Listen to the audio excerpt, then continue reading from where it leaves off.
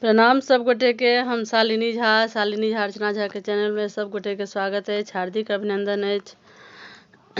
और एक पावन के गीत अहाँ सब सुनू और केहन लागल से जरूर बताएब।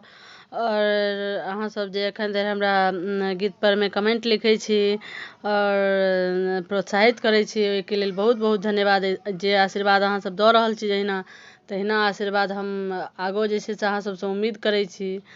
तो सुनू ये गीत। धन्यवाद।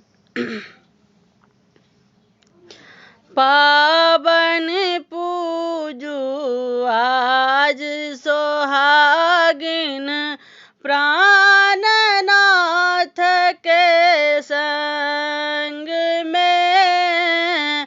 पावन पूजू आज सोहागिन, प्राणनाथ के संग में।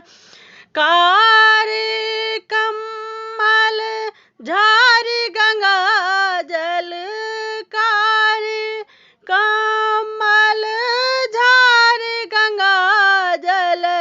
काजर सिंदूर हाथ में, काजर सिंदूर हाथ में। पावन पूजू आज सोहागिन, प्राणनाथ के संग में। चानन घासू मेहंदी पीसू, चानन घासू मेहंदी पीसू। लिखू मैना पात में है, लिखू मैना पात में। पावन पूजू आज सोहागिन, प्राणनाथ के संग में।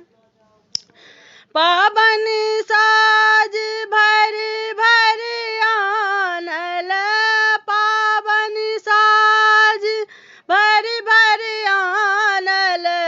जाहि जूही पात में, जाहि जूही पात में।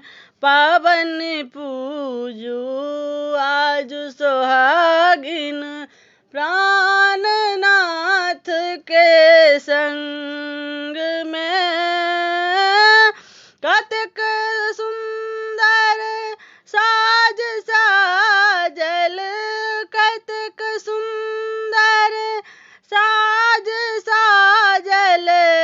लिखल मैना पात में, लिखल मैना पात में। पावन पूजू, पावन पूजू प्राणनाथ के संग में। पावन पूजू आज सोहागिन, प्राणनाथ के संग में। धन्यवाद। जय मिथिला।